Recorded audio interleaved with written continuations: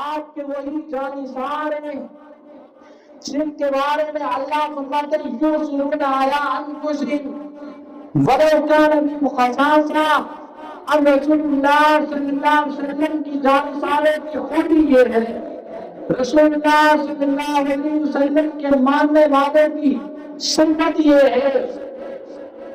کہ وہ لوگوں کے ساتھ ہمدردی کرتے ہیں، لوگوں کو کھلاتے ہیں اور بھوکے کو کھانا کھلاتے ہیں، ہمدردی کرتے ہیں۔ اتنی ہمدردی ان کے دل میں ہے، اگرچہ یہ خود بھوکے رہ جاتے ہیں لیکن مسکینوں کو یہ کھلاتے ہیں، ضرورت مند کی ضرورت کو پورا کرتے ہیں اگرچہ وہ خود بھوکے۔ تو یہ صفت ہے صحابہ کرام کی۔ بے شمار کے واقعات اور مثالیں اپنی ذات پر دوسرے مسلمان بھائی کو ترجیح دی۔ رسول اللہ صلی اللہ علیہ وسلم کے پاس ایک مسافر آتے ہیں کہ میں مسافر ہوں، مجھے بھوک لگی ہے۔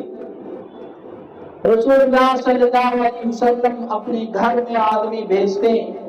کہ کوئی کھانے کی چیز ہے تو لے آئے تاکہ اس مسافر کی حاجت کو پورا کیا جائے، لیکن رسول اللہ صلی اللہ علیہ وسلم سے گھر میں کوئی کھانے کی چیز نہ مل سکی تو آپ نے صحابہ کرام میں اعلان فرمایا کوئی ہے جو مہمان کو آج کی رات کے لیے قبول کرے۔ ایک صحابی رسول کھڑے ہوئے اور عرض کہ اللہ کے رسول صلی اللہ علیہ وسلم میں تیار، میں مہمان کو قبول کرتا ہوں، رسول اللہ کا مہمان ہے، بڑی سعادت ہے۔ گھر لے گئے، اپنے گھر کی یہ کیفیت ہے، بیوی سے پوچھا کہ کچھ کھانے کے لیے ہے؟ بیوی نے کہا کہ اتنی مقدار ہے کہ بچوں کو کھلایا جا سکتا ہے، ہم خود بھی پھر بھی بھوکے رہیں گے، بچوں کے لیے کچھ تھوڑا بہت ہے کہ بچے کھا لیں، ان کا گزارا ہو جائے، ہمارے کھانے کے لیے کچھ نہیں بچے گا۔ وہ صحابہ رسول جن کی صفت اللہ بیان فرماتے ہیں یؤثرون علی انفسہم ولو کان بہم خصاصہ، اور صحابی رسول نے اپنی بیوی سے یہی کہا دیکھو یہ رسول اللہ کے مہمان ہیں، آپ ایسا کرو بچوں کو بہلا کر تھپکی دے کر انہیں سلا دو، جو کھانا ہے وہ مہمان کے سامنے پیش کر دیا جائے۔ اور چونکہ اس وقت کا یہ نظام تھا، عرب کا رواج تھا کہ مہمان کے ساتھ میزبان بھی کھائے گا ساتھ، اگر میزبان ساتھ نہیں کھاتا تو یہ مہمان کی بے احترامی سمجھی جاتی ہے۔ تو اس صحابی رسول نے بیوی سے کہا کیونکہ مہمان کے ساتھ اب کھانا بھی ہے، کھانا ایک آدمی کو مشکل پورا ہوگا، کہا کہ تم ایسا کرنا، دیا جو چراغ ہے اسے صحیح کرنے کے بہانے اسے بجھا دینا، اور میں گویا مہمان کے ساتھ بیٹھا رہوں گا اور اسے یہ محسوس ہوگا کہ میرے ساتھ کھانے میں شریک ہے، کھا رہا ہے لیکن میں کھاؤں گا نہیں اور اندھیرے میں اسے محسوس بھی نہیں ہوگا۔ اس طرح رسول اللہ صلی اللہ علیہ وسلم کے مہمان کی مہمان نوازی بھی ہو جائے، تو یہ صفت ہے صحابہ کرام کی کہ اپنے آپ پر فاقہ برداشت کر لیتے ہیں، خود کو بھوکا برداشت کر لیتے ہیں، لیکن دوسرے مسلمان کو بھوکا برداشت نہیں کرتے۔ یہی صحابہ کرام کی صفت ہے۔ ایک جنگ میں رسول اللہ صلی اللہ علیہ وسلم کے ایک صحابی فرماتے ہیں کہ جل میں نے اپنے چچا زاد بھائی کو دیکھا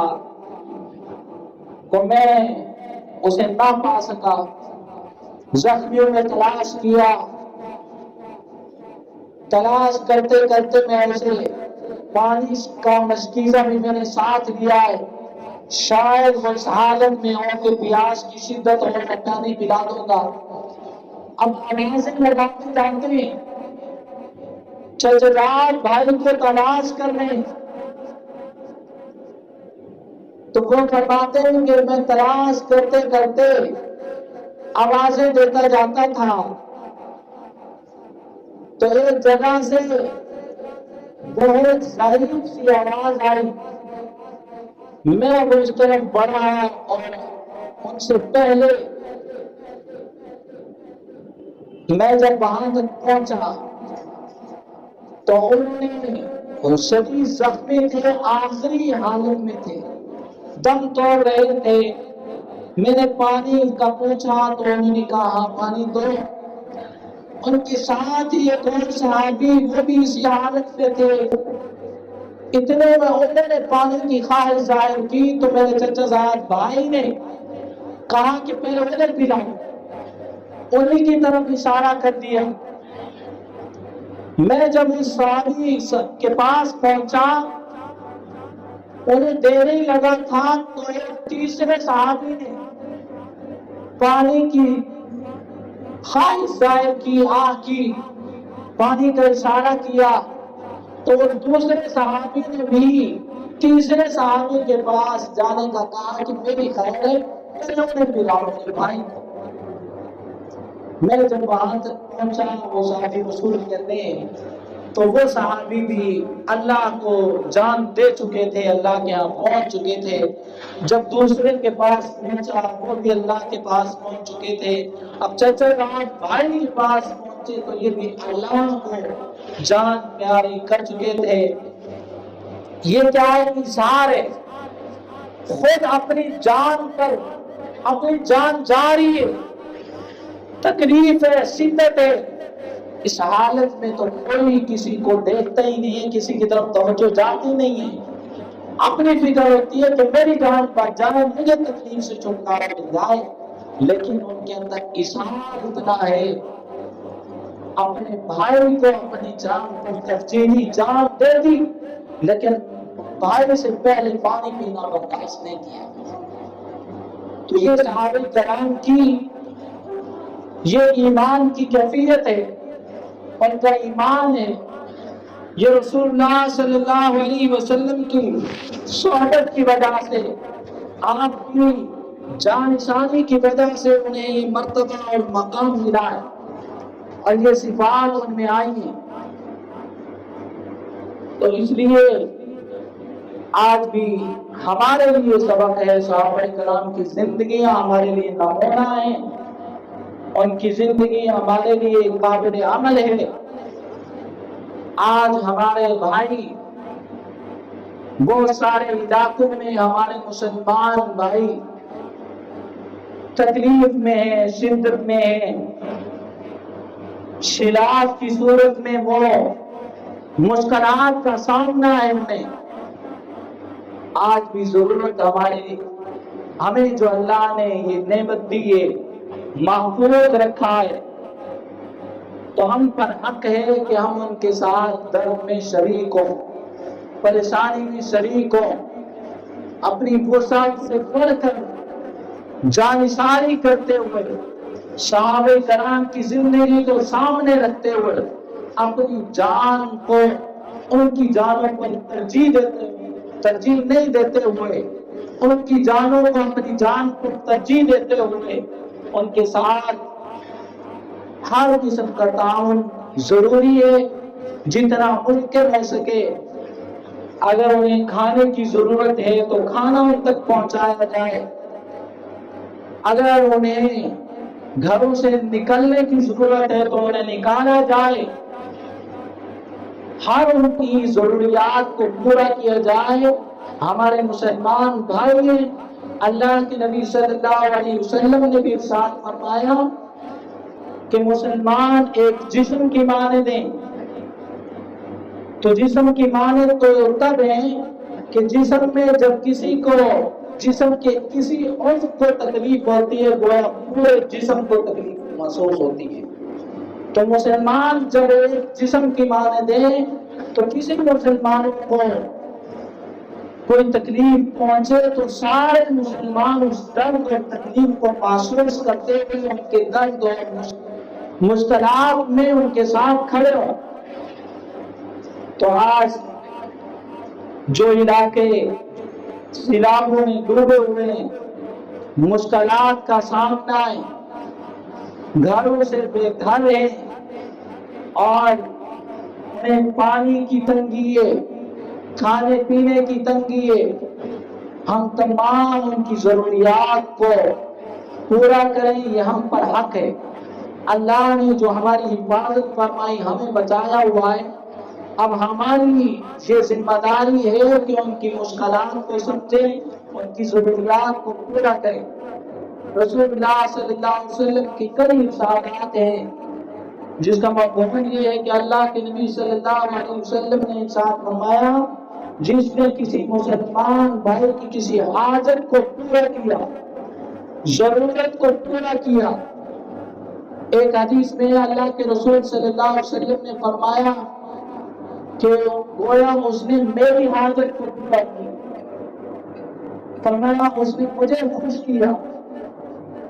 جس نے کسی مسلمان کی حاجت کو پورا کیا، رسول اللہ صلی اللہ علیہ وسلم فرماتے ہیں اس نے مجھے خوش کیا، اور جس نے مجھے خوش کیا اس نے اللہ کو خوش کیا، اور جس نے اللہ کو خوش کر دیا تو اللہ تعالیٰ اسے ضرور جنت میں داخل کر دیں گے. دوسری حدیث پاک ہے، حدیث قدسی ہے کہ جس نے ضرورت مند کی ضرورت کو پورا کیا، اللہ تعالیٰ ارشاد فرماتے ہیں اس نے گویا میری ضرورت کو پورا کیا. تو یہ مسلمانوں کی ضرورت کو پورا کرنا، حاجت مندوں کی حاجت پورا کرنا، دکھ اور تکلیف میں ان کا ساتھ دینا. ایک حدیث پاک کا مفہوم ہے اللہ تعالیٰ بندے سے سوال فرمائیں گے کہ میں بھوکا تھا تو نے مجھے کھلایا نہیں، میں پیاسا تھا تو نے مجھے پلایا نہیں، مجھے لباس کی حاجت تھی تو نے مجھے پہنایا نہیں. کرے گا یا اللہ آپ کھانے پینے سے پاک ہیں، آپ پہننے سے پاک ہیں، پھر آپ کو کیسے میں پہناتا، آپ کو کیسے میں کھلاتا پلاتا. اللہ تعالیٰ ارشاد فرمائیں گے میرا بندہ کھانے کا خواہش مند تھا، ضرورت مند تھا تو اسے کھلا دیتا، گویا تو مجھے کھلاتا. میرا بندہ پیاسا تھا تو مجھے پلا دیتا، گویا تو مجھے پلا رہا ہے. میرا بندہ پہننے کی محتاج تھا، گویا کوئی بھی ضرورت ہو اس کی ضرورت کو پورا کرنا، گویا اللہ تعالیٰ اتنا اس اپنے بندے کا خیال فرما رہے ہیں، اس بندے کی ضرورت کو اپنی ضرورت سے تعبیر فرما رہے ہیں. حالانکہ اللہ ان چیزوں سے پاک ہے. یہ انسانوں کو ترغیب بھی لا رہی ہے کہ ضرورت مندوں کی ضرورت کو پورا کیا جائے، پریشان حالت کی پریشانی کو دور کیا جائے. تو اس لیے ہم پر لازم اور ضروری ہے جہاں بھی لوگوں کو ضرورت ہے، جس قسم کی ضرورت ہے،